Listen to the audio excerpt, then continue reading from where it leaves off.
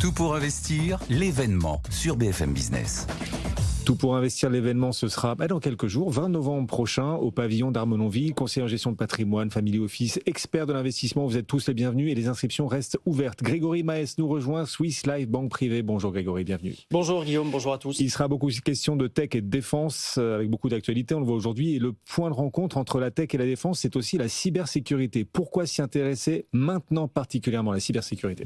Alors nous, chez Swiss Life Gestion Privée, c'est un secteur qu'on regarde et qu'on analyse depuis plusieurs semestres. La première réponse à votre question, c'est la taille ou l'impact du coût financier lié aux cyberattaques sur la planète. Les estimations les plus récentes font état de 12 000 milliards de dollars de coûts inhérents à ces piratages ou à ces attaques.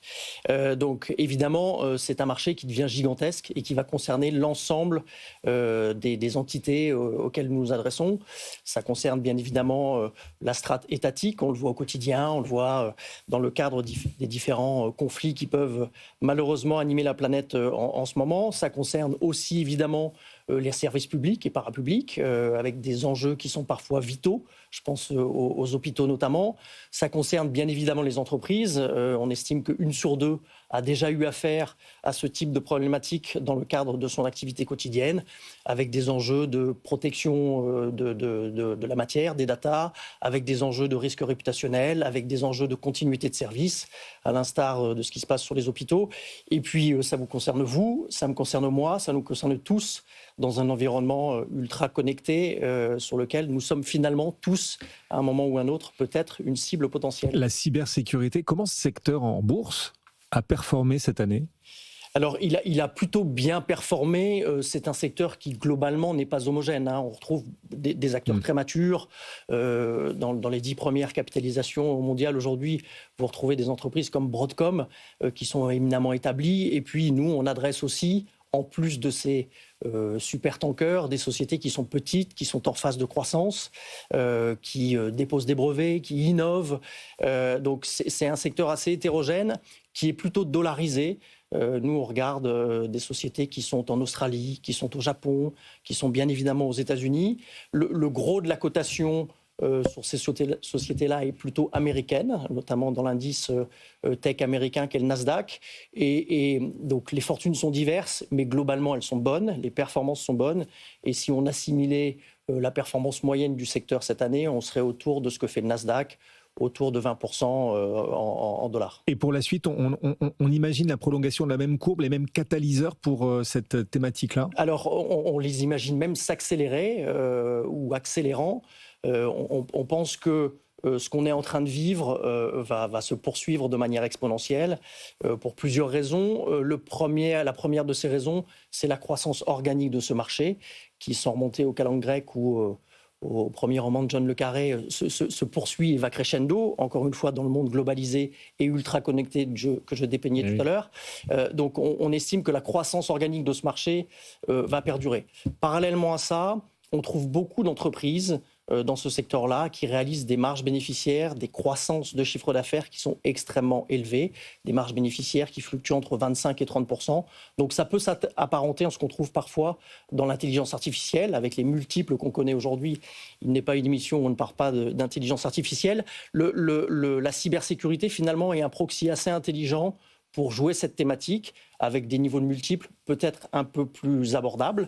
Et donc on estime que oui, il y a un vrai intérêt à regarder ces thématiques-là et à s'y intéresser demain. Est-ce que la cybersécurité, les enjeux autour de la cybersécurité sont tels que leur croissance à venir garantie, évidente, qu'on est quelque part aussi dans des valeurs refuges ? Est-ce qu'on est dans du défensif et même dans de la valeur refuge aujourd'hui quand on investit dans la cybersécurité en bourse ? Alors, on est investi sur des actions. Donc, par définition, on investit sur quelque chose qui, sur les marchés financiers, est coté en permanence, est coté au quotidien, fluctue en fonction de l'environnement, fluctue en fonction des événements politiques, géopolitiques, économiques. Et donc, on est soumis à une certaine volatilité. On a par ailleurs en ce moment des performances boursières qui sont fortes, qui sont élevées. On aura besoin et on aura des temps de respiration sur les marchés, comme ça se fait de manière extrêmement logique sur ce substrat coté. En revanche, on estime, nous, chez Swiss Life Gestion Privée, que regarder cette thématique-là la regarder à long terme, pas simplement en ayant l'œil sur les cours boursiers, même si c'est éminemment important, et c'est ce qu'on fait au quotidien, a de l'intérêt pour les raisons que j'évoquais tout à l'heure. Et donc, oui, dans un sens, ça peut être refuge. En tout cas, c'est une poche dans une allocation qui fait sens. En revanche, on n'est pas dans le cadre du long fleuve tranquille, ou alors c'est le long fleuve tranquille à la Étienne Chatiliez, avec quelques soubresauts par moment, parce qu'on aura des mouvements de respiration. Ça reste de la bourse. Plutôt ETF, du coup, parce que la thématique est amenée à continuer de progresser. Vous le disiez, à un rythme exponentiel, ETF ou gestion active, stock picking, valeur par valeur? Nous, on a un vrai parti pris. C'est la gestion active. On parle beaucoup sur vos antennes de l'intérêt des ETF, et cet intérêt, il est manifeste. C'est une classe d'actifs qui progresse aux États-Unis, en Europe.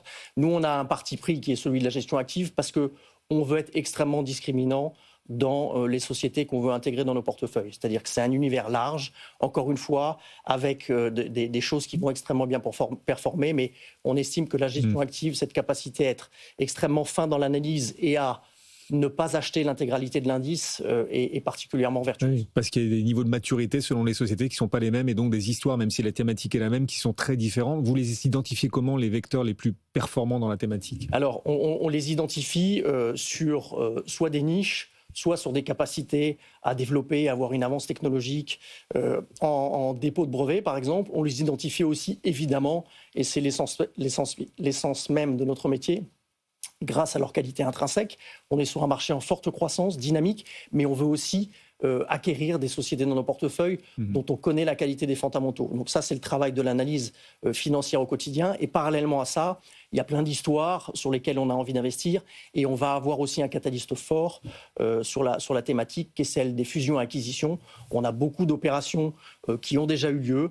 Je prends un exemple récent qui est celui d'une valeur que vous connaissez bien, qui est Thales, qui est un des leaders européens de la défense. Thales a récemment acquis pour plus de 3 milliards de dollars une société américaine spécialisée dans la cybersécurité pour justement augmenter son attirail sur le sujet. Et il sera question aussi de tout cela. Donc jeudi, le 20 novembre, à Tout pour investir l'événement, les inscriptions restent bien évidemment ouvertes. Il y aura énormément de conférences, d'ateliers, des stars de l'investissement, des décideurs aussi, y compris du CAC 40 qui nous accompagneront. Ce sera passionnant. Et vous en serez également Swiss Life Gestion Privée. Grégory Maes avec nous aujourd'hui. Merci beaucoup Grégory. Merci Guillaume. Tout pour investir, l'événement sur BFM Business.